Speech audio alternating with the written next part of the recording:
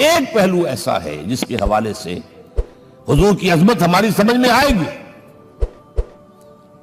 حضور ایک انسان کی حیثیت سے کیا تھے, ایک باپ کی حیثیت سے آپ کا کیا طرز عمل تھا. ذرا یاد کیجئے, جگر گوشہ رسول حضرت فاطمہ بطول رضی اللہ تعالیٰ عنہ وہ حاضر ہوتی, ابا جان دیکھیے چکی پیس پیس کر یہ گھٹے پڑ گئے میرے ہاتھ میں, یہ کنویں سے پانی لاتی ہوں, مشکیزیں کہ یہاں پر بندیاں پڑ گئی.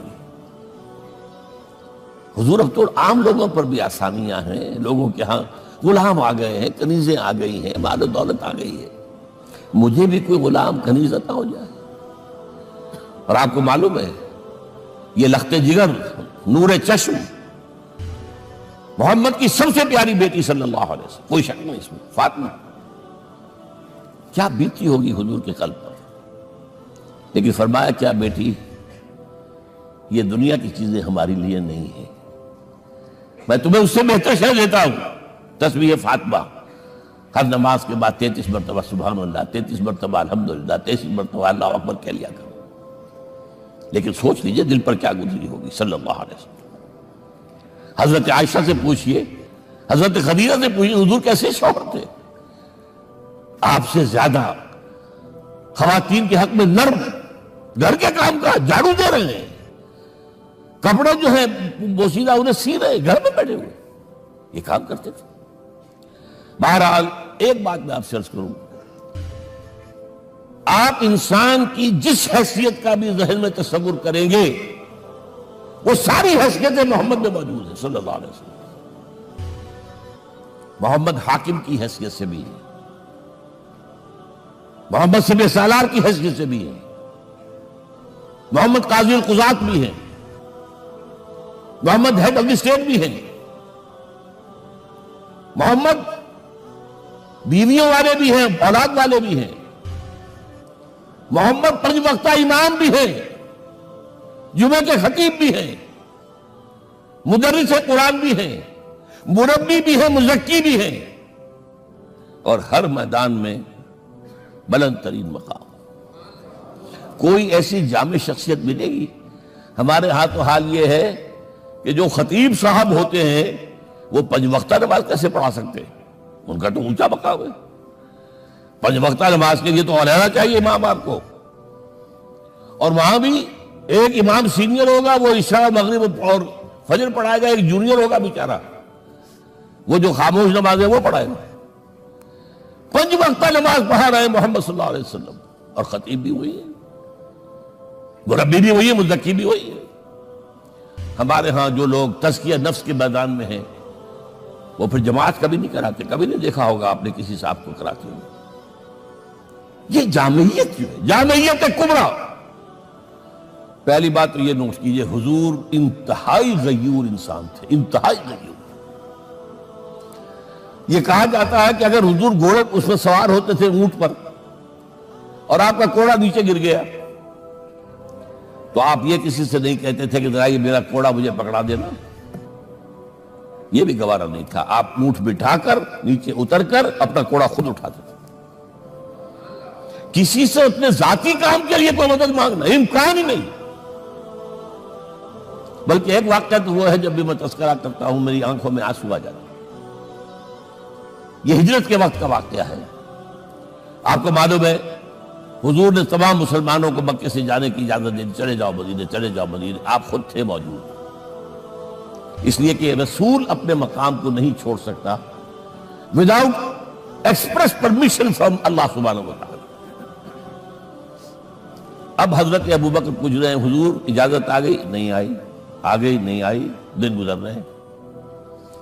حضرت عائشہ کی روایت ہے کہ ایک روز ہم نے دیکھا دوپہر کے وقت آ رہے ہیں حضور, کپڑے سے اپنا سر جو ہے ڈھانپا ہوا ہے. عرب میں دوپہر کے وقت وزٹ کرنا جو ہے یہ ان کے خلاف دستور ہے, ان کی تہذیب کے خلاف, یہ قیلولے کا وقت ہوتا. تو حیران ہوئے, آتے ہی فرمایا ابوبکر ہجرت کی اجازت ہو گئی. اب انتہائی خوشی سے اور بڑی امید میں کہ بڑی شاباش ملے گی, حضرت ابوبکر فرماتے عرض کرتے ہیں حضور میں نے 2 اونٹیاں تیار کر رکھی ہیں, خوب کھلا پلا کے انہیں فرما کیا ہوا ہے. یہ ہجرت میں ہمارے کام آئے گی؟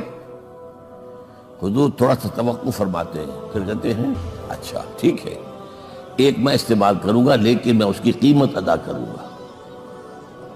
حضرت ابوبکر رو پڑے، حضور مجھ سے یہ مغایرت، سائے کے تناب کے ساتھ رہنے والا، اس سے یہ مغایرت، ذرا سے اشارے پر اپنی کم سن بیٹی پیش کر دی نکاح کے اندر، اس سے یہ مغایرت، رو پڑے۔ لیکن حضور کی اپنی غیرت تھی، میں قیمت دوں۔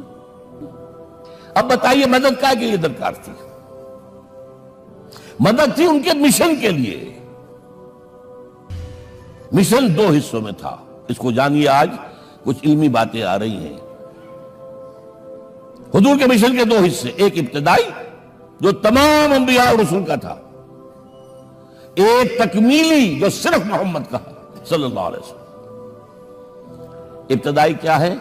اللہ کی طرف دعوت، تبلیغ۔ جو دعوت قبول کر لے ان کے لیے بشارت، بشیر کہ تمہارے لیے آخرت میں جنت ہے، نعمتیں ہیں۔ رد کر دے ان کے لیے نذیر، خبردار کرنے والے، جہنم کے لیے تیاری کر لو۔ داعی اللہ، اللہ کی طرف بلانے والے، سراجا منیرا، روشنی کے چراغ۔ یہ حیثیت مشترک ہے تمام انبیاء کرام۔